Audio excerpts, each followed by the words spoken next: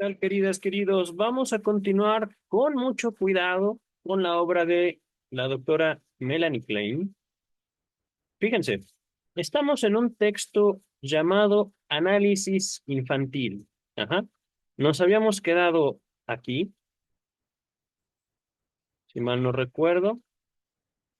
A ver, un segundito, un segundito. Sí, finales de la página 95. Ahorita quiero mostrarles una cosa, un pequeñísimo detalle. 95. Ajá. No hemos avanzado mucho. 4 páginas. Estas 4 páginas nos han tomado alrededor de 2 horas, 2 horas y media, más o menos. Y el punto es el siguiente. Aquí está el título, lo están viendo ustedes en pantalla. Análisis infantil. Uno pensaría, la doctora Klein nos va a hablar acerca de su práctica analítica. Uno pensaría, el texto va a describir lo que entiende la doctora Klein por análisis, particularmente aplicado a una población infantil. Esa idea que deja el título, al momento, no ha sido cierta. Ajá. En el video pasado, ya hacia el final, digo, el texto no me agrada, el texto se me hace muy complejo, muy confuso, y también he ido señalando las razones por las cuales sostengo al día de hoy la doctora Klein usaba el psicoanálisis para justificar métodos y objetivos específicos. Desde mi perspectiva como analista, puedo decir un cierto ejercicio de poder. Podríamos también definir el análisis kleiniano como una cierta política dentro del psicoanálisis. Ajá. Les repito, estamos abordando el análisis kleiniano como una obra que nos permite acercarnos hacia Jacques Lacan con un determinado, digamos, contexto histórico. Ajá. Ya hemos leído en este canal toda la obra de Sigmund Freud y sigo todavía estudiando tanto estas primeras 5 páginas, 4 o 5 páginas, como textos asociados. Principalmente, queridas y queridos, les voy a dejar en la descripción pulsiones y destinos, pulsión y destinos de pulsiones. Ajá. O pulsiones y destinos de pulsión, no me acuerdo. Allá hay una cuestión de singular y plural que podría corregir, pero en este momento no es tan importante. El texto de Pulsiones y Destinos de Pulsión, texto escrito por Sigmund Freud, lo considero yo, digámoslo así, como central en la cuestión conceptual. Ajá. Es decir, hablando de palabrejas a veces bastante pútridas, palabrejas, conceptos, palabritas específicas que a veces hacen parecer al psicoanálisis una especie de secta, ajá, eh, empiezan, digamos, desde pulsiones y destinos de pulsión. Yo al menos,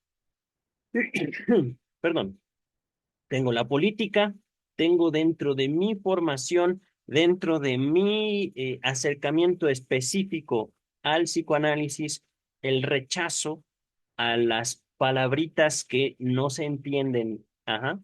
El psicoanálisis de por sí es una disciplina, digámoslo, con ciertas complicaciones para todavía hacerlo descansar sobre palabras extrañas, sobre palabras que no se justifican al final. Ajá. Como si trataran de algún momento o de alguna forma, en algún momento o de alguna forma, los analistas de tiempos de Klein acaparar el conocimiento, reservarlo como para los entendidos, entre comillas. Yo no estoy de acuerdo.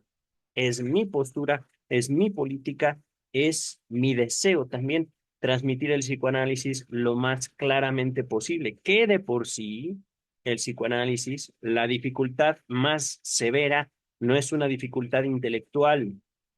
Hablando, digamos, de un nivel de inteligencia, no se necesita ser un genio. Simplemente se necesita sinceridad, claridad, y eso tiene mucho que ver con mi propio análisis, mis propias formas de seducción, aclaradas, demostradas. por mi propio análisis, por mi propio acercamiento, no solo a Freud, no solo a Klein, no solo a Lacan, sino al diván mismo. Ajá. No puede haber analista sin experiencia del diván. Y esto es, digamos, una forma de ley dentro del psicoanálisis. Ajá. Y ahorita, si yo me reconozco a mí mismo como un ser humano sintiente, como un ser humano sexual, también la reconozco a ella. Ajá. También sé decirles, esta señorita a mis espaldas, tan seriecita, tan tierna que inspira la fotografía, era una mujer sintiente, era una mujer también con un instinto sexual que buscaba manifestarse de diferentes maneras. Una de ellas, pienso yo, una forma de describir la sexualidad de la doctora Klein vista a través de su teoría es la maternidad. Es decir, pobrecito niño, yo te acojo, yo te recibo, yo te acurruco, yo te canto un lullaby, un arrullo, una canción de cuna, ajá, con el afán de aliviar tus penas. Pobre de ti. Ajá. Es una forma en la que puedo describir una sexualidad, por supuesto, que podría abarcar, pero se extiende más allá del coito, que es justamente, les dejo también en la descripción, no un tanto tan, no un texto un tanto conceptual como puede ser pulsiones y destinos de pulsión, sino más bien de evidencia empírica que tiene mucho también que ver con la noción de los conceptos dentro del psicoanálisis. Tres ensayos de teoría sexual. Ajá. Texto fundamental, pero sin más que decir, queridas, queridos, ahorita quiero dedicarle al menos una hora al continuo texto de la doctora Klein. Les dejo, por supuesto, los dos videos pasados en la descripción. Hasta ahorita nos hemos encargado dos videos. Y la doctora Klein, en este texto en particular, creo que se oscurece con cierta intención de esconder su propia, digámoslo así, pulsión de muerte, pero también su sexualidad. Ajá. Es así como yo podría, digamos, darles una introducción a este tercer video de análisis infantil de la doctora Melanie Klein. Ajá. Dice el texto. Voy a retomar desde aquí que esto ya lo leímos. No parece, por lo tanto, arriesgado considerar el pavor nocturno, que aparece a los 2 o 3 años, como ansiedad originada en el primer estadio de represión del complejo de Edipo, cuya ligazón y descarga prosigue posteriormente por diversos caminos. Nuevamente, nota 94. El resultado de la represión aparece entonces en forma notoria algo después, a los 3 o 4 años, o aún siendo mayores, en ciertas manifestaciones, algunas de las cuales son síntomas plenamente desarrollados, efecto del complejo de Edipo. Es claro, pero el hecho requiere aún verificación, que si fuera posible emprender un análisis del niño en el momento del pavor nocturno o poco después, y resolver su ansiedad, se disolvería el terreno subyacente a la neurosis y se abrirían posibilidades de sublimación. Mis observaciones me llevan a creer que no es imposible hacer investigaciones analíticas en niños de esa edad. Aquí, queridas, queridos, creo que esto ya lo había comentado. ¿Qué les puedo decir? Primero, nótese lo siguiente. Ajá. Hablamos de un conflicto. Yo quiero a papá, pero a veces me estorba papá. Yo amo a mamá como lo más preciado de este mundo, pero a veces como que ella también me estorba. Ajá. Entonces, una resolución típica del complejo de Edipo es ocultar el odio, el rechazo detrás de un gran amor, un amor exagerado. Mami, papi, los amo más que a nada en este mundo. Y cualquier idea siquiera de que le pase el más mínimo enojo, la más mínima molestia a mamá o papá, ¡pum! Arde Troya dentro del niño, dentro de la niña. Se exacerban.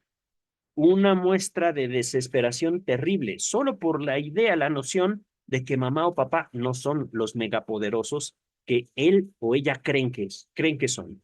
Ajá. Ahorita estoy hablando de tanto represión, es decir, papi, ¿por qué no te vas? No, no, no, no, ya no se dice eso. Ahora, ¿por qué no mejor me voy yo? Ajá. Es decir, ya no es, papi, vete por favor, mami, vete por favor, déjame jugar solito. Ajá. Ya es más bien ellos y ellas tienen que estar siempre. ¿Por qué? Porque yo lo digo. Ajá. Un empeño de represión del impulso, digámoslo así, destructivo de los niños hacia los padres, hacia los dos. Ajá. Estoy hablando ahorita de una resolución de Edipo, digamos, una represión del complejo de Edipo compleja. El niño, la niña desarrollan sentimientos ambivalentes, es decir, amor y odio al mismo tiempo hacia papá y mamá, los dos. Por supuesto, esta es una hipótesis. Ya en la realidad puede darse que efectivamente no haya un conflicto, digamos, de ambivalencia. No es que yo oculte mi odio tras un amor ridículo, tras un amor exagerado, sino más bien yo, dentro de mis posibilidades afectivas, les demuestro a ellos que los odio abiertamente y a veces hasta de manera peligrosa hacia la vida de los adultos. No estoy exagerando, queridas, queridos, estamos hablando de que los niños no son del todo, digamos, inofensivos. Habrá casos en los cuales efectivamente niño o niña lleguen hasta matar a adultos. No exagero. Depende, por supuesto, de los contextos, depende, por supuesto, de las herramientas, depende, por supuesto, del grado de fuerza, inteligencia y, digámoslo así, una libertad que puedan desarrollar los niños para ser peligrosos hacia adultos o hacia niños. Ajá. Regreso al texto. Repito, no parece, por lo tanto, arriesgado considerar el pavor nocturno que aparece a los 2, 3 años como ansiedad originada en el primer estadio de represión del complejo de Edipo. Ajá. Es decir, yo tengo una naturaleza pulsional. Los amo y los quiero. Estas dos, digamos, mociones pulsionales, estos dos deseos de posesión, de control y al mismo tiempo de muerte, ajá, al mismo tiempo no se anulan el uno al otro, no se cancelan el uno al otro, uno puede esconder al otro, ajá, pero, dice Melanie Klein, se muestran en el pavor nocturno, es decir, no les puedo hacer nada, pero yo como niño, ¿qué me garantiza que ellos no me desean lo mismo a mí? ¿Me explico? Ajá. He aquí, aquí soy yo el que está introduciendo la pulsión, soy yo. La doctora Klein la insinúa. Ajá. Cuya ligazón y descarga prosigue posteriormente por diversos caminos. Aquí, queridas, queridos, aunque yo pudiera estar describiendo una situación para ustedes aberrante, niños violentos, niñas violentas, es la base, no solo, digámoslo, de sujetos peligrosos, sino también de toda la humanidad. Y esto de acuerdo, digamos, a una lectura de la pulsión, una interpretación, una extensión, por supuesto, de la doctrina freudiana de la pulsión. Es a partir de nuestro impulso por sobrevivir, por adueñarnos del mundo a través del lenguaje, que podemos decir somos seres humanos y podemos no solo ser violentos, sino también construir arte, ciencia y el lazo social. Ajá. Si yo no tuviera la necesidad de vivir, digámoslo así, gozosamente mi violencia, no tendría la necesidad de buscar, por ejemplo, a una masoquista. Por ejemplo, o si yo no disfrutara de la violencia que se deposita o se descarga en mí, yo no tendría la necesidad de buscar a una sádica. Por ejemplo, ajá, y ahorita solo estoy hablando de dos configuraciones en las relaciones, digamos, de pareja, digámoslo así. Repito esto, el resultado de la represión aparece entonces en forma notoria algo después, a los 3 o 4 años, o aún siendo mayores. Ajá. En ciertas manifestaciones, algunas de las cuales son síntomas neuróticos plenamente desarrollados, efecto del complejo de Edipo. Ajá. Es decir, yo tuve una relación afectiva, yo tenía ciertos deseos hacia papá o hacia mamá o hacia el abuelo, hacia la abuela, quien me cuidó, quien me enseñó a cuidarme, pero también en esa educación me pusieron límites, límites que no me fueron agradables, aunque me hayan sido brindados con total ternura y con total cuidado de mi cuerpecito infantil. Ajá. Dice el texto, es claro que si fuera posible emprender un análisis del niño en el momento del pavor nocturno o poco después y resolver su ansiedad aquí, se disolvería el terreno subyacente a la neurosis y se abrirían posibilidades de sublimación. Aquí, ahí está el secreto de la doctora Klein, el secreto del análisis kleiniano. Queridas, queridos, ustedes puede ser que no lo consideren así. Puede ser que ustedes digan, maldita ansiedad, te odio. Quisiera que por obra divina la ansiedad desapareciera del mundo, la ansiedad desapareciera como posibilidad humana. Y ahí, queridas y queridos, estaríamos en un error. Ansiedad, digámoslo así, pariente del miedo, no es ni será un límite que no podamos franquear, un límite que no podamos aprovechar o que no podemos aprovechar en nuestro propio beneficio. Ansiedad, dice la doctora Klein. Estaría padre resolverla porque entonces no habría neurosis. Ajá. Si no hay ansiedad, el ser humano no enfermaría de neurosis. Doctora Klein, primero, si eso fuera posible, ¿no cree que el doctor Freud no solo lo hubiera predicho, sino también deseado? Y ahorita podríamos pensar, qué malvado doctor Freud que no quería curar de la ansiedad. Qué malvado, ¿no? Y ahorita estoy apelando, digámoslo así, a una autoridad dentro de la disciplina, dentro del terreno de la ciencia, del campo del conocimiento analítico. Pero esta, digámoslo así, propuesta teórica,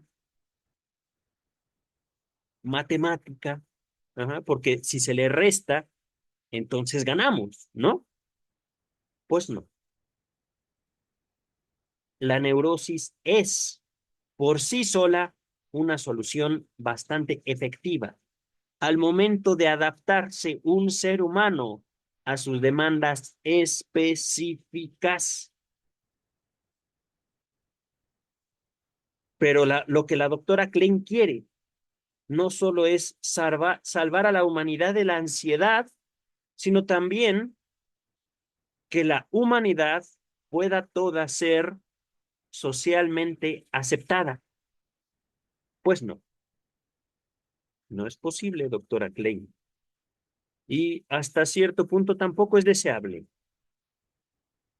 Si yo mismo he fundado, digámoslo así, una línea de pensamiento a la que denomino psicoanálisis del Estado, es porque no solo puedo señalar que la neurosis es una forma efectiva de adaptación, no solo puedo señalar también que las enfermedades en general sirven a la humanidad, sino que también dentro de la pluralidad de múltiples dimensiones, múltiples perspectivas de lo humano, está nuestra fortaleza como especie.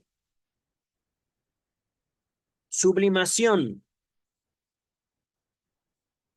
Aquí, digamos, hay que andar con cuidado. Ajá. Sublimación. Estamos hablando de tomar, digámoslo así,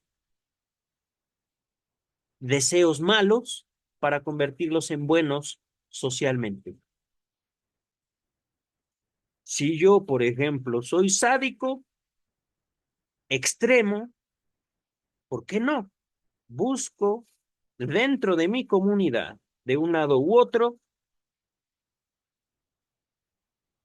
ejercer como ejecutor, como asesino, por ejemplo. Y ya estoy yéndome a un ejemplo exagerado. Supongamos que somos sádicos durante la Revolución Francesa y yo disfruto ampliamente, ¡pum!, guillotinar personas. Por ejemplo, digamos, muy separado en tiempo, pero real, queridas y queridos. Ujú.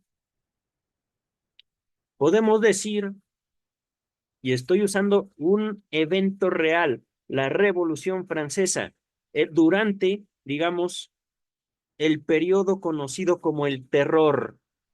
Por algo se llamaba el terror.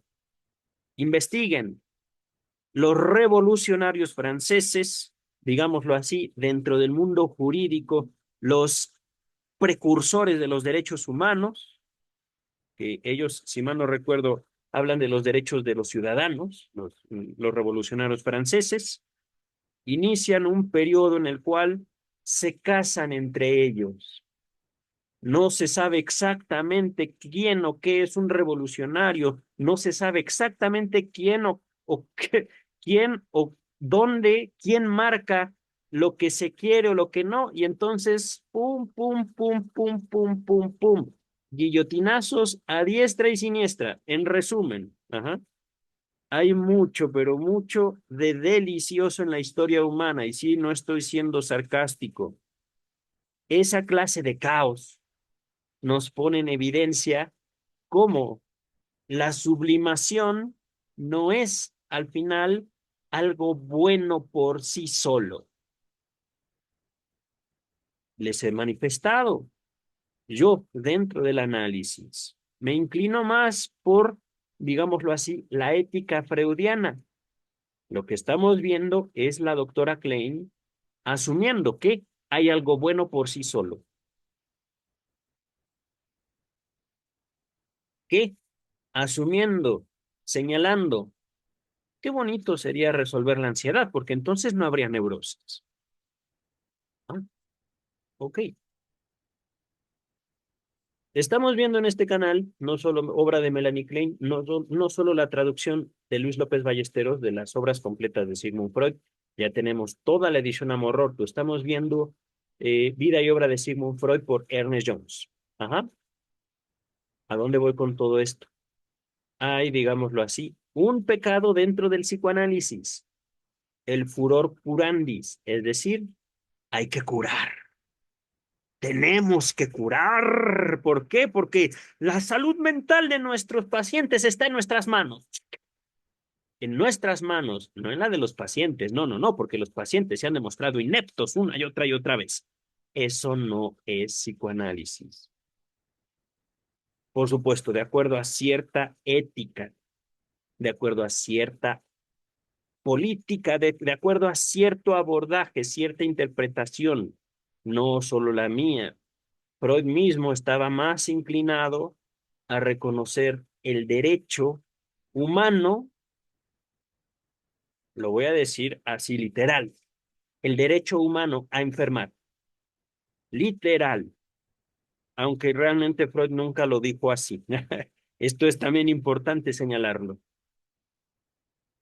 Si nosotros le quitamos la enfermedad al ser humano, puede ser que estemos dejándole el camino expedito, recto, sin obstáculos a la muerte. La enfermedad sería una forma a través de la cual nosotros como seres humanos le decimos al mundo alto, y a veces funciona, a veces, no siempre.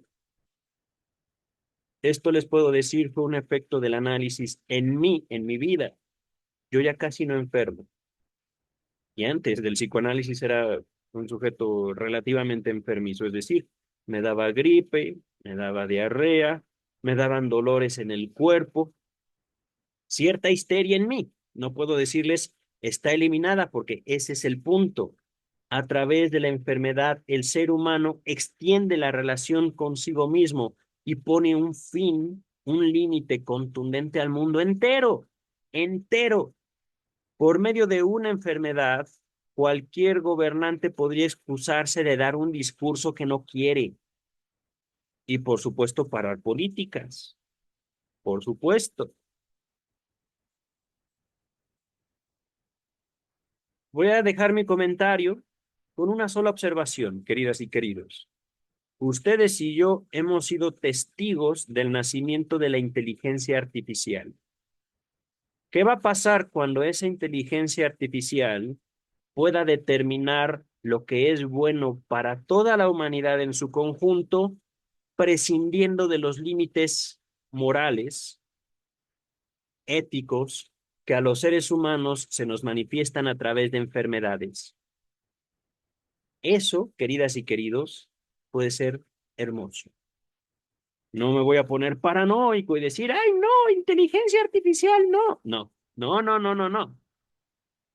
Queridas, queridos, en el momento en el que nosotros como seres humanos podamos prescindir o dejar a un lado mis propios valores que le han dado sentido a mi vida, pero que pueden ser completamente inútiles para la vida de los demás, estaríamos avanzando como humanidad. Pero ese sencillo paso, hasta el momento, ha sido imposible para la política.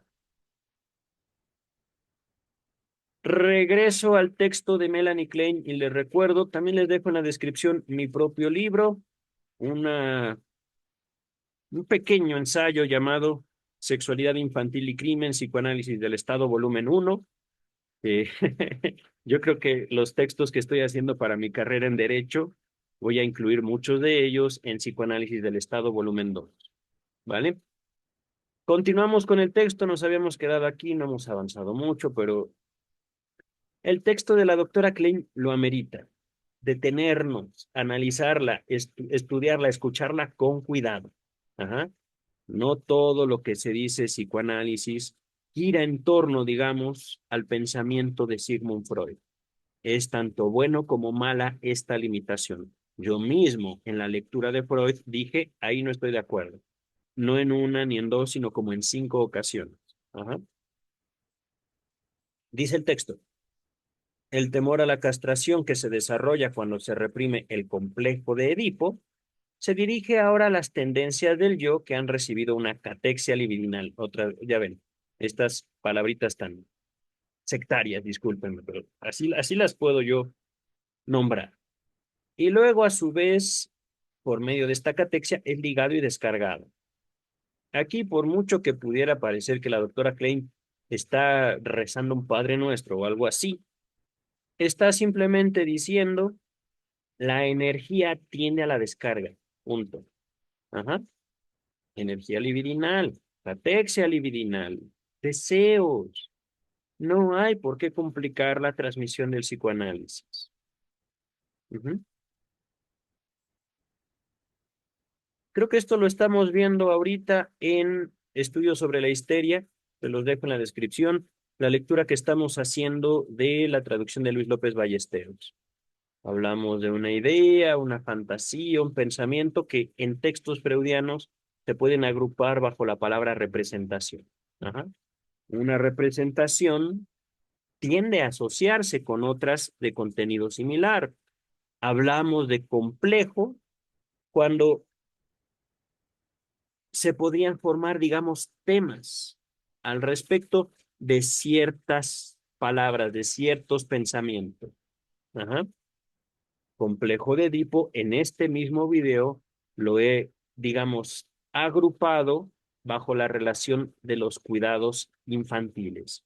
La gente que representó para los niños la vida misma. Ajá. Y esa intensidad, ese, digamos, manojo de ideas, manojo de emociones, busca una descarga y generalmente la encuentra. Ajá. Aun cuando se reprima. El hecho de que se reprima quiere decir simplemente que el deseo como tal se modifica. Ajá. En forma. altera también su intensidad para encontrar diversos destinos favorables para, digamos, la misma idea, para el mismo deseo. Ajá. Es sencillo realmente.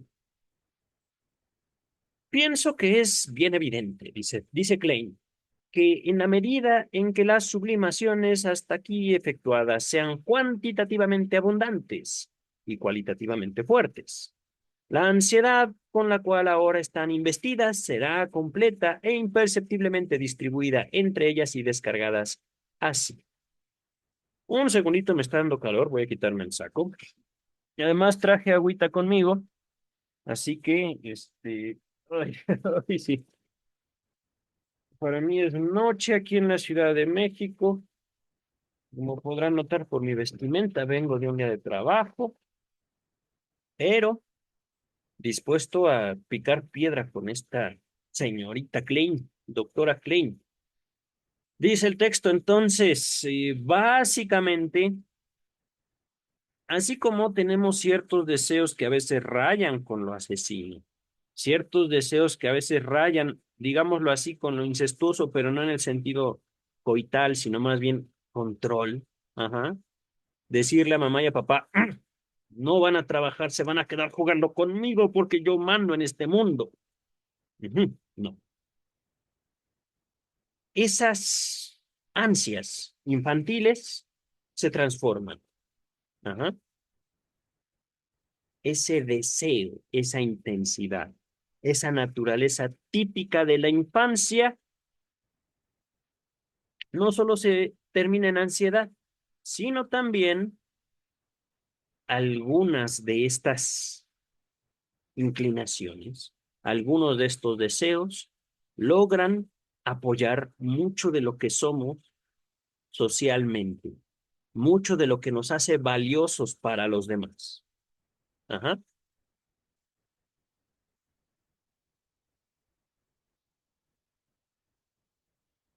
Esto me parece importante. La ansiedad con la cual ahora están investidas, entiendo que las sublimaciones, será completa e imperceptiblemente distribuidas entre ellas y descargadas así. Es decir, la ansiedad, digámoslo así, como un conjunto, vamos a ponerlo así, como una carga que es distribuida y aliviada de cierta forma en ciertas actividades. Ajá. Nos va a poner ejemplos físicos, al parecer, la doctora Klein. Pacientitos de ella. De estos dos pequeñitos se viene hablando desde el primer texto de Melanie Clay. Ajá. Me parece que el primero es el historial clínico de Fritz. Se los dejo en la descripción. En Fritz y Félix, pude comprobar que las inhibiciones del placer en los movimientos estaban estrechamente conectadas con las del placer en el estudio y con varias tendencias e intereses yoicos. Miren, aquí para que nosotros podamos concebir, al menos entrever lo que en psicoanálisis se entiende por sexualidad. Ajá. No es que yo como niño siempre busque masturbarme. No es que yo como niño esté obsesionado con eso que vi entre papá y mamá y que no entiendo. No. Se trata de yo como niño amo correr tras la pelota. Amo jugar fútbol, básquetbol. Me encanta jugar a las luchitas. Yo quisiera cuando grande jugar o ser luchador en la lucha libre, subirme al ring, aventarme de la tercera cuerda. Ajá. El placer del movimiento. Me encanta ir al parque al columpio, columpiarme. Ajá. Me encanta colgarme de las barras, etcétera, etcétera, etcétera. Placer de movimiento. Ajá. De alguna forma, en estos niños en particular, conectadas con el placer del estudio. Podemos decir, diferente actividad, pero mismo niño, mismo cuerpo. Y varias tendencias e intereses yoicos. Lo vimos particularmente en el texto El papel de la escuela en el desarrollo libidinal, texto de Melanie Klein. Ajá. Es decir, a mí me gusta Las matemáticas. Ah, bueno, a mí no. Dice Fritz, a mí sí. Y Félix, a mí no. Dice Fritz, a mí no me gusta dibujar. Dice Félix, a mí sí me gusta dibujar. Ajá. En el estudio. Otras cosas.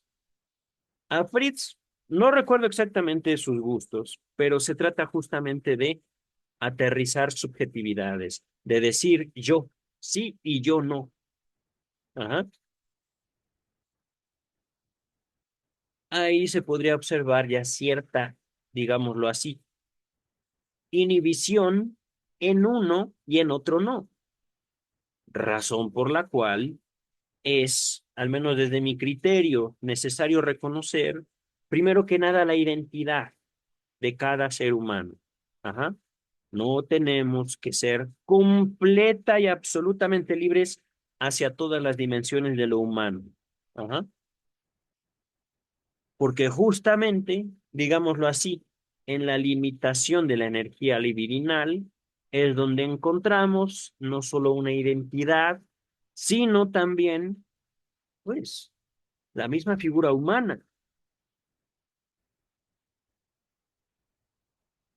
razón por la cual no es necesario sublimar todo, no es necesario cancelar toda inhibición, toda. Por supuesto, esto es, digamos, de mi cosecha, de mi no solo investigación, sino experiencia dentro del análisis. Ujú. Dice el texto. Bueno, esto me lo salté. Intereses yoicos que no voy a especificar ahora. ¿Está bien, doctora Klein? Dice el texto. En ambos casos, lo que hizo posible este desplazamiento de la inhibición o angustia de un grupo de las tendencias del yo hacia el otro, es decir, placer sexual, ay, qué rico el cuerpo, cómo se mueve, mi cuerpo, yo puedo moverlo, a qué rico es estudiar, qué rico es poner atención y aprender de lo que uno quiere, qué rico, ajá, ese desplazamiento, ajá.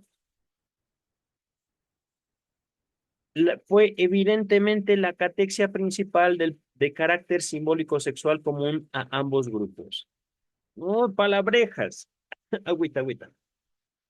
Vean, eso me enoja tanto que se me secó la garganta. Histérico al final. Mm.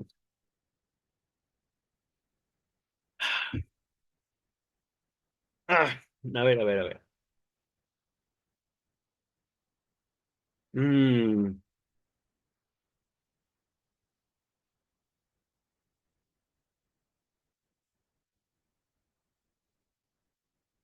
yo como individuo puedo ligar símbolos. Yo como individuo tengo cierta configuración de mi complejo de Edipo. Cierta configuración. Yo como individuo, al yo, digámoslo así, construirme un lugar en este mundo a partir de mi propio cuerpo, encuentro, por supuesto, cierta facilidad por experiencia propia de asociar un placer o un dolor con un tema, de asociar un placer o un dolor con cierta satisfacción o cierta insatisfacción. Ajá. Básicamente, lo que dice ahí, tenemos identidad. Básicamente.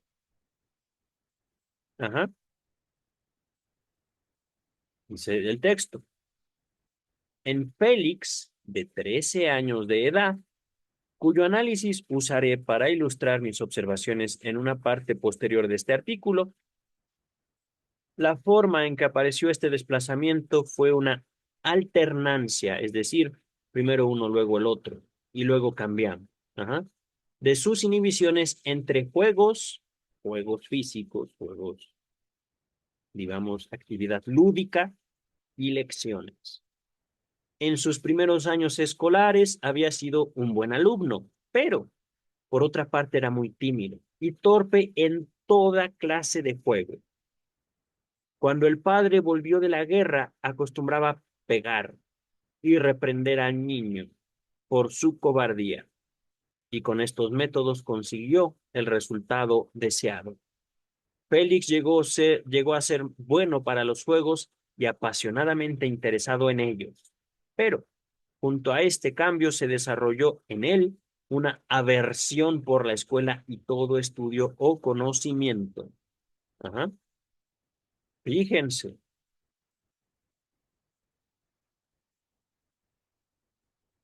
una defensa, una adaptación del niño a condiciones que efectivamente él no había buscado, pero también, queridas y queridos, una situación en la cual el pequeño Félix dejaba entrever cierta tendencia, cierta inclinación, cierto deseo.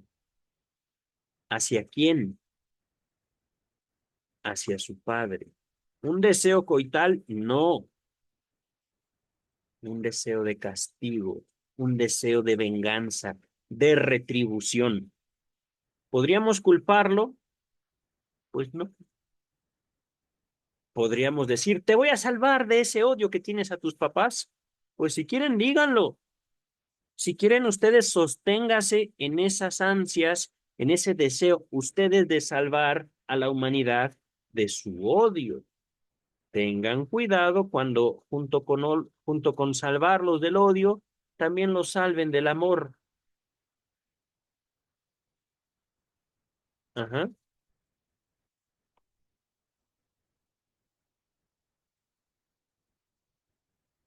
Continuamos. Esta aversión a la escuela se convirtió en una manifiesta, directa, clarísima antipatía cuando tenía el joven cuando llegó al análisis. Pues claro, imagínense, yo, siendo Félix de 13 años, habiendo sido un niño castigado, un niño que desarrolla un odio tanto al padre como a la educación, cuando llega con una doctora, ¿qué esperaba, doctora? Sonrisas, abrazos, cariño, pues no, antipatía, dice la doctora Klein. Y esto es importante destacarlo. Ahí sí la doctora Klein acierta en una descripción de ese joven violento. La catexia simbólico-sexual, la carga, la forma en la cual este sujeto, este niño, demuestra lo que trae dentro.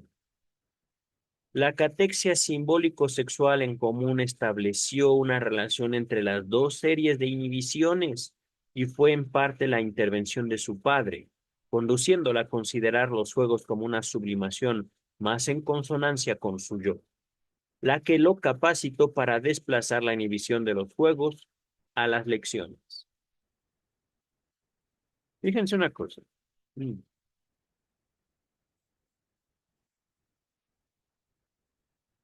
Aquí nuevamente, la doctora Klein, digamos como que complica un poquito la transmisión del análisis. No solo les pido, eh, supongamos por un momento, levantemos esta hipótesis de una cierta tendencia sádica de Félix hacia su papá. Ajá. No se puede evitar también, digamos, la otra cara de la moneda. Ajá. Si bien podemos hablar tanto en un sentido de activo y pasivo, sádico masoquista, un sentido también heterosexual y homosexual. Ajá. Estamos hablando, digámoslo así, de, voy a nombrarlo como las dos caras de la moneda de la pulsión, pero también son, digamos, las dos caras de la moneda de la represión. Ajá. Si nos relacionamos con la ternura como una forma natural de enfrentarnos a la ambivalencia, a través de la ternura vamos a ocultar el rencor. Si yo, dentro de mis posibilidades afectivas, tuve más facilidades de ligarme, de manifestar mi agresión, lo que voy a cancelar con el ejercicio de la agresión serán las demostraciones de ternura. Fíjense, esto es, digámoslo así, como algo curioso, pero al mismo tiempo muy fascinante del concepto de pulsión en psicoanálisis. A veces la violencia va a ser reprimida, va a ser perseguida por mí mismo.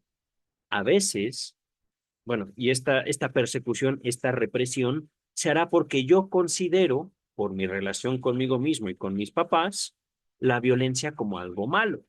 Pero a veces lo que a mí me va a representar el peligro es manifestar un amor tierno. Ajá. Esto, por supuesto, si yo me inclino a la ternura o a la violencia, va a ser, digamos, como muy notorio. Va a ser, por supuesto, parte de mis propias posibilidades de relacionarme con lo que yo soy.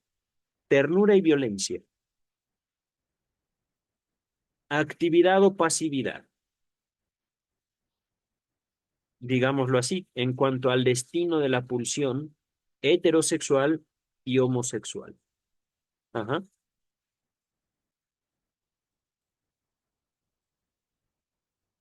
Por ejemplo, y les voy a dejar en la descripción otros dos textos. La feminidad y consecuencias, algunas consecuencias psíquicas de la diferencia anatómica entre los sexos. Ajá. ¿Puede un hombre heterosexual encontrar alivio a su deseo homosexual en una relación con una mujer? ¿Por qué? Porque la pulsión así lo permite. La configuración de la pulsión en ese hombre en particular. Y en ningún momento de toda su vida siquiera le dio la mano a otro hombre más que para estrechar lazos como amistad. ¿Cómo está? Bien. Ajá. Fuera de eso, ningún contacto homosexual en toda su vida. Y aún así, digámoslo, el deseo homosexual forma una parte importante, crucial quizás, dentro de su configuración libidinal. Ajá. Esto es también lo valiosísimo del psicoanálisis. Deseo no es acto, pero el deseo forma parte íntegra de la realidad psíquica, justamente porque al reprimir ese deseo se sostiene la pulsión, se sostiene una identidad, se sostiene, digámoslo así, una configuración libidinal, psíquica, una cierta cohesión del yo al reprimir. Ajá. Y por supuesto, se reprime porque en algún momento la pulsión, por su intensidad, despierta la ansiedad. Eh, Miren, ciertamente el texto de la doctora Klein tiene sus bemoles, pero lo rico es el trabajo. Lo rico de estas lecturas es el abordaje, digamos, más amplio que podemos hacer, incluso desde una perspectiva ya histórica. Lo que ocurrió con la doctora Klein, el papel que jugó dentro del movimiento psicoanalítico, antes y después de Freud. Dice el texto, pienso que el factor de la consonancia con el yo es también de importancia para determinar contra qué tendencia investida libidinalmente se dirigirá la libido reprimida, descargada como ansiedad, y qué tendencia sucumbiría de este modo, en mayor o menor grado, a la inhibición. Pienso yo que con lo que he dicho se entiende esto. Ajá. Mi energía que me constituía como niño sigue habitándome, sígueme dándome, a veces, lucha para controlar esa energía que va para todos lados, súper intensa. Ajá. A veces yo mismo me espanto. A veces yo, aún con análisis, puedo vivir ansiedad. Pero a través del análisis, mi yo se ha hecho más grande. Mi yo ha sido capaz de distinguir ahora este deseo, ahora el otro, manifestado a veces en sueños, a veces en lapsus, a veces en mi vida cotidiana, a veces en un pum, una fantasía que me llega y se va. Ajá. Y digo, ¿cómo puedo pensar eso? ¿Cómo? Bueno, pues así. Simplemente pasa. Pero justamente de esto trata el análisis, queridas y queridos. Yo frente a mí mismo, yo frente a mi deseo, yo frente a mi pulsión, yo frente a mi infancia, siempre. Por eso no podemos decir el análisis es una técnica terapéutica. ¿Por qué? Porque al fin y al cabo reduciríamos la terapia a esto, sí y no, bueno y malo. Y no es así, queridas y queridos, es más allá. Dice el texto, este mecanismo de desplazamiento de una inhibición a otra me parece presentar analogías, similitudes con el mecanismo de las fobias. Pero mientras en las fobias todo lo que ocurre es en el contenido de la ideación, pero mientras que en las fobias todo lo que ocurre es que el contenido de la ideación cede el paso por desplazamiento a una formación sustitutiva, sin que desaparezca el monto de afecto. En la inhibición se descarga el monto de afecto. En la inhibición, la descarga del monto de afecto parece ocurrir simultáneamente. Aquí, ok, miren, es que aquí sí no puedo encontrar nada malo. Está complicado, digamos, podría eso ser cierta maldad, pero pues también la doctora tiene su estilo, la doctora tiene su forma de hacer las cosas. Ajá. Diferente a la mía, diferente a la de Freud, pues, ¿qué le vamos a hacer? Pluralidad, queridas y queridos. Ah, me está dando más calor. Tengo ahorita pendiente de pararme a abrir la ventana porque no tengo mosquitero. Un segundito. A ver. Es temporada ya de calor aquí en la Ciudad de México y yo dije se me van a meter los mosquitos, pero a esta ventana le he puesto mosquitero. Uf, sí se siente ya el fresco de la noche. A ver,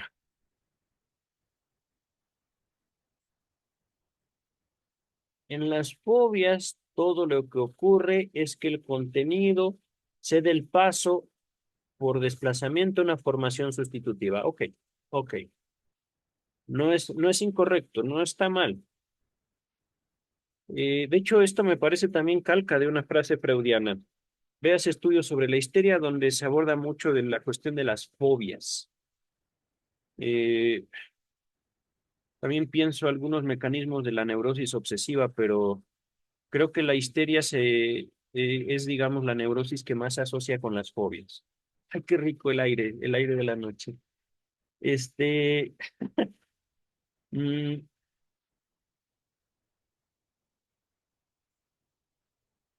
digámoslo así, un miedo irracional, como podríamos entenderlo, es la fobia, es la manifestación por lo general de un deseo reprimido. Digámoslo así, un deseo modificado, dice el texto, por desplazamiento, es decir, asociación libre, sujeto, no hay, digamos, lugar para una traducción literal. La fobia de los gatos siempre es miedo a la castración. La fobia a los caballos es siempre el miedo al padre. No, eso no es psicoanálisis, queridas y queridos.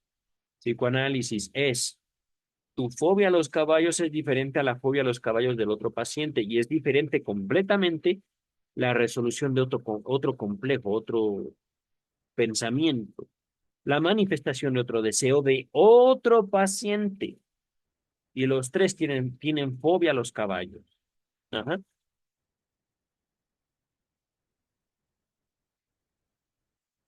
Sin que, a ver otra vez, mientras que en las fobias todo lo que ocurre es que el contenido de la ideación cede el paso a una formación sustitutiva, en la inhibición, digámoslo, una alteración de una función, la descarga del monto de afecto parece ocurrir simultáneamente, es decir, ya no puedo caminar, ya no puedo leer, pues entonces no hay afecto, no tengo conflicto, no puedo ya hacer lo que yo tenía miedo de hacer. ¿Por qué? Pues porque ya no está en mí, estoy enfermo. ¿Ah? Por ejemplo, como sabemos, el desarrollo de angustia es la reacción del yo al peligro y la señal preparatoria para huir. Creo que esto es tomado de Sigmund Freud, aunque no sé de dónde. Debe ser las conferencias de introducción, que ya lo había citado la doctora Klein. No es por lo tanto arriesgado imaginarse que en la angustia neurótica también el yo intenta una huida ante las exigencias de su libido. Ajá. Y está tratando el peligro interno como si fuera externo. Entonces, nuestra teoría de que cuando la angustia se presenta, debe haber algo de lo que se tiene miedo, quedaría confirmada. La analogía va más lejos que esto. Sin embargo, así como la tensión que promueve el intento de huir del peligro externo es resuelta, se resuelve aferrándose al propio terreno y tomando medidas defensivas apropiadas, así también el desarrollo de la ansiedad neurótica cede a la formación de un síntoma que permite a la angustia ser ligada, entre comillas. ¿Cuánto van conferencias de introducción al psicoanálisis? Ah, le atiné. No, era ya, digamos, algo que se veía venir porque la doctora Klein las ha citado varias veces. Les dejo todas las conferencias de introducción en la descripción de este video, ¿vale? A ver, aquí nos habíamos quedado.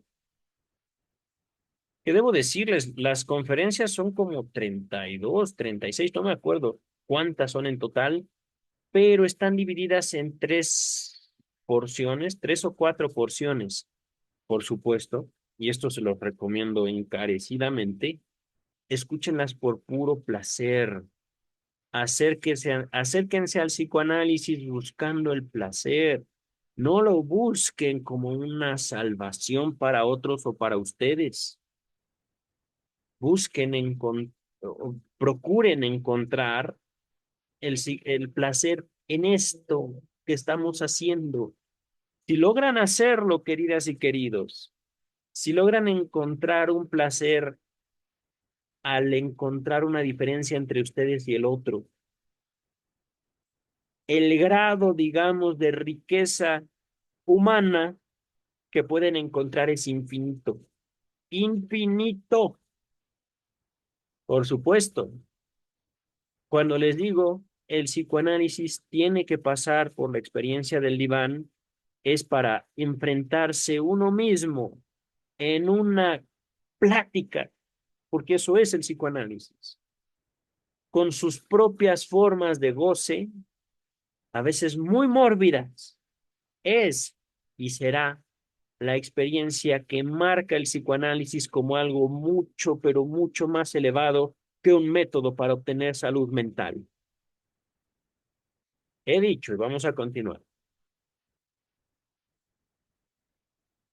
En forma análoga, en forma parecida, creo yo, podemos considerar la inhibición, disminución de una función, como la restricción compulsiva, que nace ahora de adentro. Fíjense, restricción compulsiva.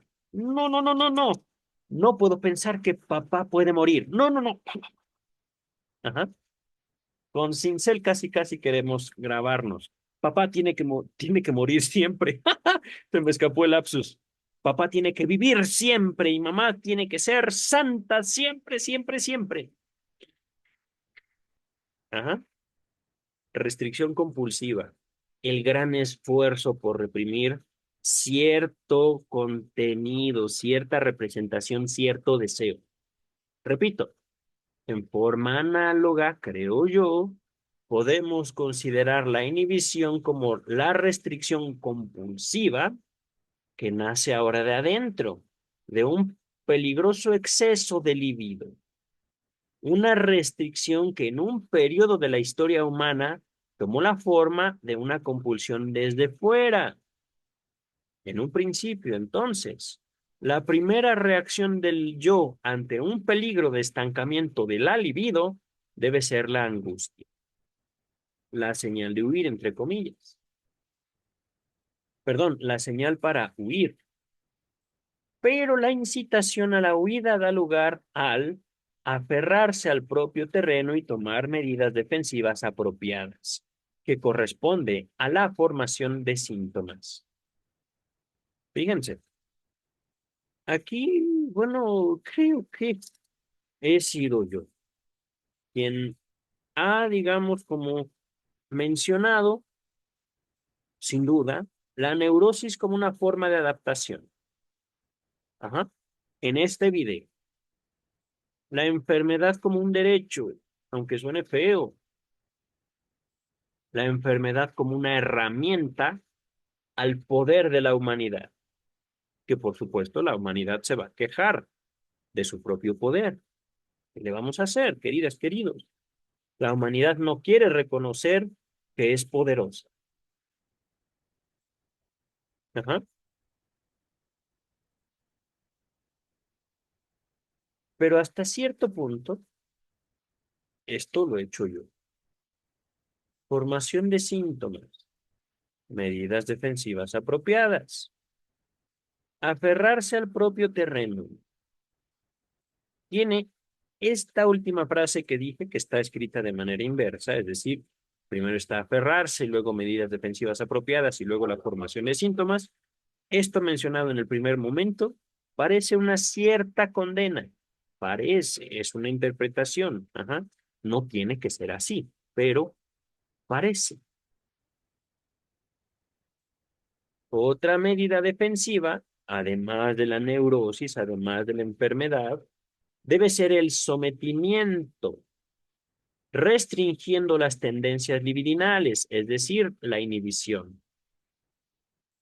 Pero esto solo puede ser posible si el sujeto triunfa en desvirtuar la libido, dirigiéndola hacia las actividades de los instintos de autoconservación, dando así una salida en el campo de las tendencias del yo al conflicto entre energía instintiva y represión. Ay, me lleva, doctora Klein. Me va a hacer más tardada la lectura de su artículo. Oh, a ver. Miren, es rico comentar, aunque a veces me pregunto si entre tanta explicación no me pierdo yo mismo. Creo que eso fue justo los problemas que he tenido con este texto de la doctora Klein. A veces es muy técnica, a veces a veces descansa demasiado en el doctor Freud, demasiado, pienso yo. Al menos en mi propio libro cito a Freud una o dos veces, pero parte de mi formación como psicoanalista es demostrar que el psicoanálisis es posible. Sin duda, gracias a Freud, pero también, ¿cómo decirlo? Capturando su esencia y llevándola a la vida. Eso es lo que hace un analista, no un psicoterapeuta. Un psicoterapeuta va a tratar de procurar salud mental, digámoslo, haciendo un método, por lo general, vacío de la doctrina freudiana, por lo general. Les puedo decir, yo como analista me sigo enamorando. es una de mis posibilidades afectivas. Ajá. Me pregunto si los psicoterapeutas se enamoran. Yo supongo que sí, pero también, ¿qué hacen cuando el amor los lleva más allá, o el enamoramiento los lleva más allá de lo que ellos o ellas son? ¿Qué hacen cuando efectivamente en ese afán de abrazar a otra persona se desdibujan a ellos mismos? Yo lo vivo con cierto goce, yo lo vivo también con cierto miedo, con cierta ansiedad, pero no lo cancelo. Ajá. Encuentro, digámoslo, en esa posibilidad de librarme de mí mismo a través del amor, algo no solo delicioso, sino que también me nutre, me transforma, me hace crecer. Ajá. ¿Hasta qué punto un psicoterapeuta cancela su posibilidad de formar lazos afectivos por su propia salud mental? Pregunta seria. Dice el texto. Bueno, es que es lo que... es así como traduzco esta parte del texto, queridas y queridos. Instintos de autoconservación. Yo tengo que ser yo, siempre. Y si tú me pides que coma a la una y no a las dos, tú eres mala conmigo. No. Tú eres malo conmigo. No. Simplemente somos distintos, queridas y queridos. Y también en esto. A veces, justamente en la formación de nuevos lazos, es cuando más peligro corremos porque solemos tener mayor apertura, mayor permisividad hacia el otro. Y eso sí puede conllevar sus peligros. Está bien, drógame, está bien, engáñame, está bien, róbame, pero no me dejes, no te vayas. ¿Hay peligro en el amor? Sí, definitivamente, aunque no todo en el amor es un peligro, digámoslo así. ¿Cómo decirlo? Mórbido. No todo peligro en el amor es despreciable, aberrante, porque si el amor no transforma, me pregunto si eso es amor. Es, digámoslo, una de las capacidades del yo. Ahorita lo puedo nombrar como la habilidad, lo puedo nombrar como maleabilidad, el yo. En mi propio libro, uno de los capítulos se llama Yo soy nosotros. Y no pude evitar asociarlo con aquella figura de la mitología cristiana, legión. El yo es una legión. Y legión, ciertamente, como un demonio. El yo. Yo soy mi padre, yo soy mi madre, yo soy mis hermanos, yo soy mis amigos, yo soy mis amigas. Es algo hermoso eso. Psicología de las masas y análisis del yo se los dejo también en la descripción. Entonces, queridas, queridos, hablamos de, ciertamente, una cierta psicología del yo, un problema que le quedó a Freud como un pendiente que lo atendió, pero dijo, hace falta más. Ajá. Una psicología del yo que se desvirtuó cuando Freud murió para apartarse a una forma de teología bastante limitada. La psicología del yo, que podemos entenderlo también, la escuela psicológica o psicoanalítica norteamericana. Ajá. Fromm, Kohut, ¿quién más? Digo, no los puedo culpar. Norteamericanos, protestantes de closet, cristianos de closet. Ajá. Salud mental, salud mental, salud mental. Hay que encubrir el pecado tras la enfermedad mental. Ajá. Y tienen que dejar de hacer. ¿Por qué? Porque Salud mental. Cállense todos. Ajá. Dice el texto. Lo voy a repetir.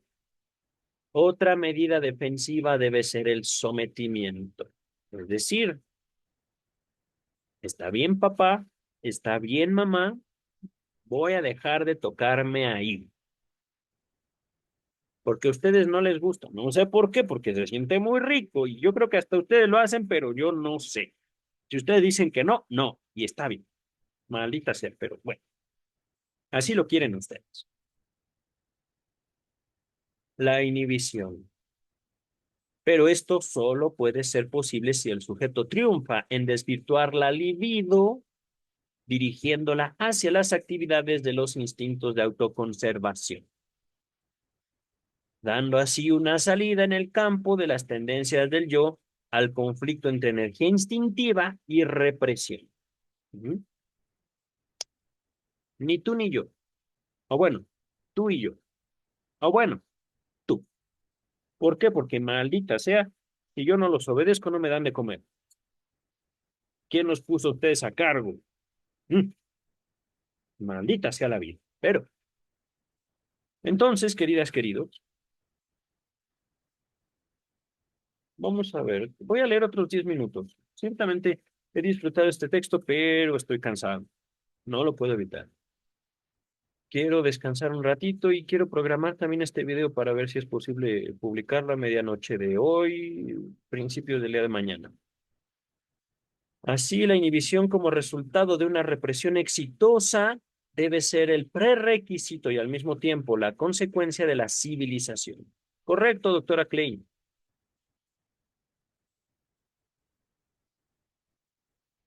Es en esta forma como el hombre primitivo, Totem y Tabú, cuya vida mental es en tantos aspectos similar a la del neurótico, Totem y Tabú, debe haber llegado al mecanismo de la neurosis.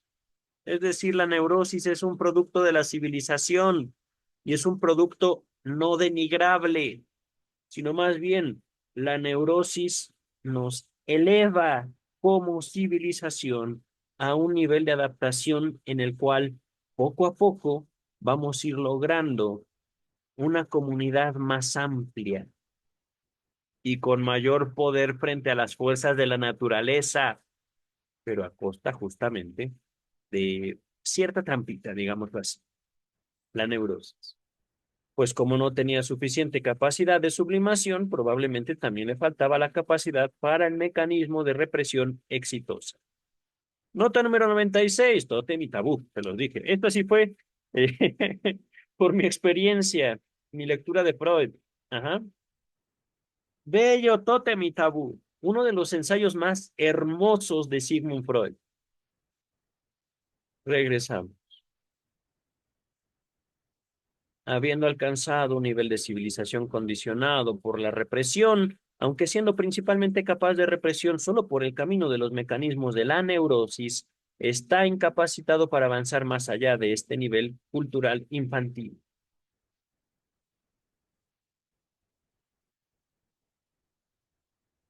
¿Qué hay más allá, querida doctora Klein? Oh, querida doctora Klein, ya para este tiempo había publicado Freud Más allá del principio de placer. ¿Esa elección de palabras influyó en este más allá, querida Klein? ¿Qué hay más allá del cuerpo? ¿Qué hay más allá del símbolo? ¿Qué hay más allá del sujeto, querida doctora Klein? Mm.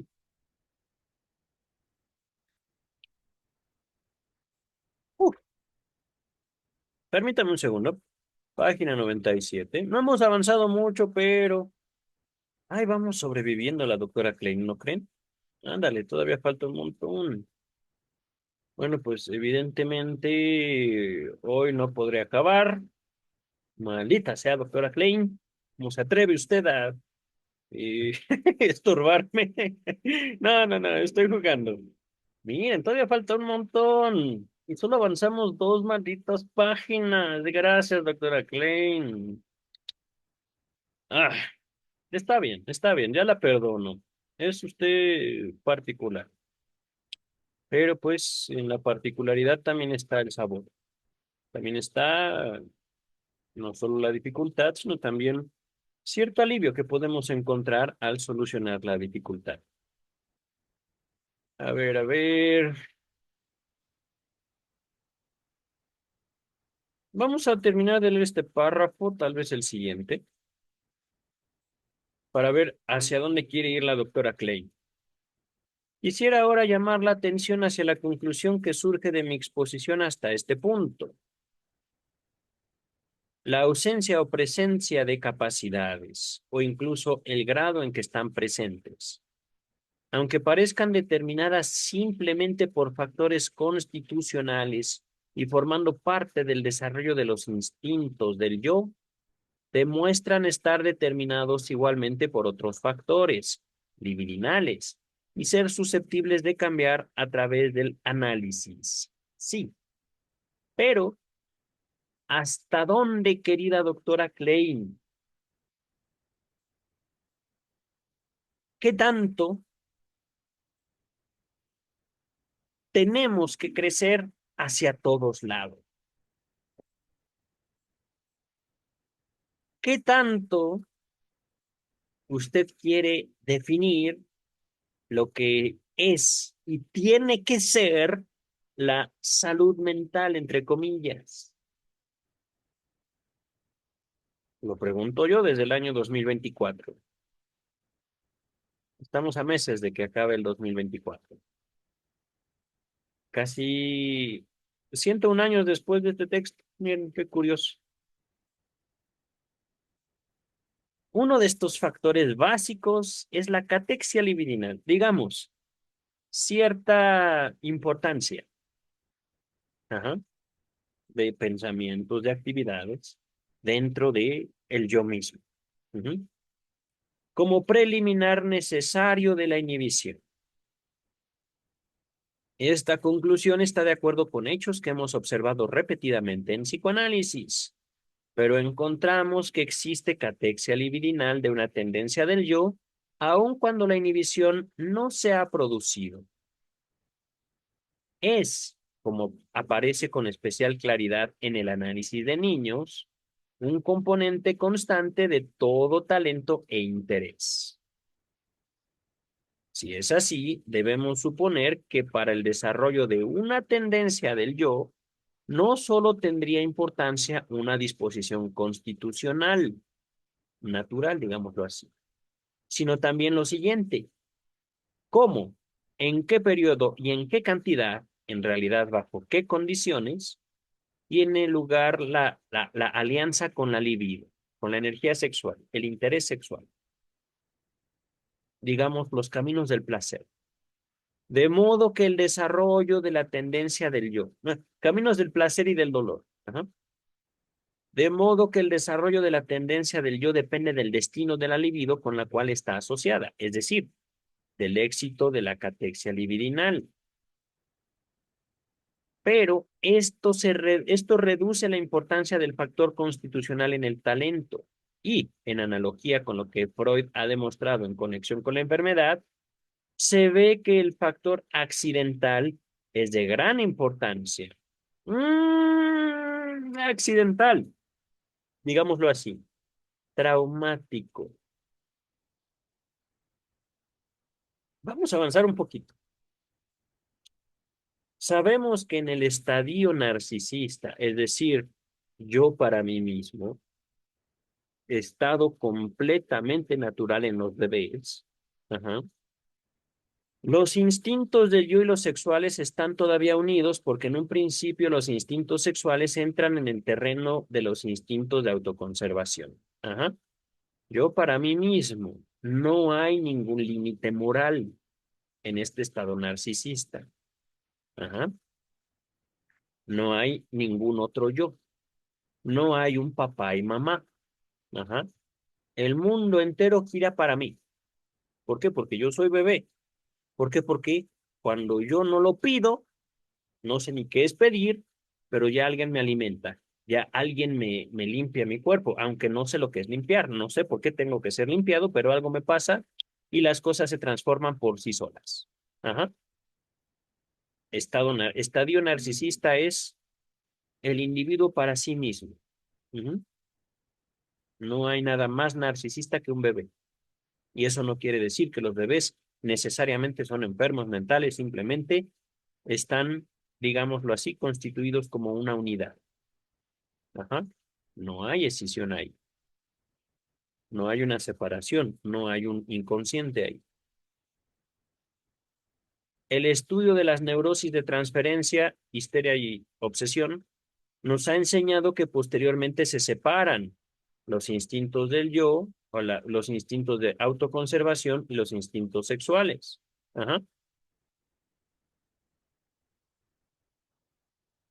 Repito, posteriormente se separan funcionando como dos formas separadas de energía y desarrollándose de diferentes modos. Aunque aceptamos como válida la diferenciación, la separación entre instintos del yo e instintos sexuales, sabemos por otra parte, gracias a Freud, que una parte de los instintos sexuales permanece asociada a lo largo de la vida con los instintos del yo y los provee de componentes libidinales. Ya vi por qué se sostuvo o junto a Freud, doctora Klein. Miren, es que esto también es política, queridas y queridos. Darle reconocimiento al creador y al principal desarrollador de la teoría analítica. También entiendo por qué después de la muerte de Freud fue tan querida usted. Querida y odiada, no hay por qué negarlo. Se dividió parte del grupo que conformaban los analistas de Freud, parte se fue con ella y parte se opuso a ella y se fue con Ana Freud. Una separación muy parecida a la que pasó en el Islam después de la muerte de Mahoma. Pero, dice el texto, lo que he denominado previamente catexia simbólico-sexual es una tendencia o actividad perteneciente a los instintos del yo. Corresponde al componente libidinal. Llamamos sublimación a este proceso de catectización, me lleva, con libido, carga con libido. Ajá. Es decir, a mí me gusta leer, a mí me gusta estudiar, a mí me gusta porque puedo desplazar el interés que yo tengo hacia el sexo, hacia mi cuerpo, hacia el placer mismo y obtener ese placer con actividades que no tienen que ver necesariamente con mi cuerpo, sino con el manejo de mi energía. Ajá. Repito, llamamos sublimación a este proceso de catectización con libido y explicamos su génesis diciendo que provee a la libido superflua, para la cual no hay satisfacción adecuada, de la posibilidad de descarga y que de este modo disminuye y termina el estancamiento del libido. Es decir, qué rico es vivir. Así sencillito. ¿Por qué? Pues porque hay tantas actividades que podemos nosotros encontrar placenteras. Depende de uno, queridas y queridos, depende de ustedes. Este concepto está de acuerdo también con la idea de Freud de que el proceso de sublimación abre una vía de descarga para las excitaciones poderosas que emanan de las distintas fuentes de la sexualidad y les permite ser aplicadas en todas direcciones. De este modo, dice Freud, cuando el sujeto tiene una disposición constitucional anormal, la excitación superflua puede encontrar descarga no solo en la perversión o en neurosis, sino también en la sublimación. Nota 97. Tres ensayos de teoría sexual. Eso ya se los había citado. Queridas, queridos, vamos a dejar hasta aquí. Fueron 3 páginas, 3 malditas páginas, pero fue un buen trabajo, ¿vale? Lo interrumpo aquí porque la verdad, mañana tengo un día algo pesado y quiero descansar. No es que haya dormido mal últimamente, de hecho he dormido bastante bien, pero también estoy viendo un anime que me tiene intrigado. Voy a dejar hasta aquí, queridas, queridos. Eh, Me voy a dedicar a descansar viendo anime. Tal vez, no sé si me haga de cenar, no sé. No estoy de humor ahorita para una cena. Voy a ver qué hago, pero ciertamente. Dejamos hasta aquí, queridas, queridos. Nos vemos para ya la cuarta parte, que sería de análisis infantil, el próximo miércoles, ¿vale? Por supuesto, les recuerdo este texto que están viendo, lo encontré buscando obras completas de Melanie Klein. Hay un texto, ahora estamos en la página 98, ya terminando para iniciar la 99. Permítanme. Mm, Control, inicio, es este archivo, ¿vale? Lo encontré simplemente buscando Melanie Klein. Ujú. Ya llegamos a la 99, no son 2861. No sé si se han dado cuenta de esto. Ahorita estamos en la 99, nota 97, me mandan la 1700. Entonces son menos de 1000 páginas. Ya hemos leído 23 volúmenes de Sigmund Freud en este espacio. Podemos terminar esto y vamos a leer mucho más, queridas y queridos. Vamos a seguir gozando de la obra analítica y de lo que estos doctores y doctoras, lo que estas mentes han podido concebir en su contacto con un otro. En el caso de Klein, un otro infantil. Nos vemos el miércoles con Vida y Obra de Sigmund Freud, que ya acabamos el noviazgo, ahora va el casamiento, si mal no recuerdo. Esto que el otro, queridas, queridos, nos vemos pronto. Bye.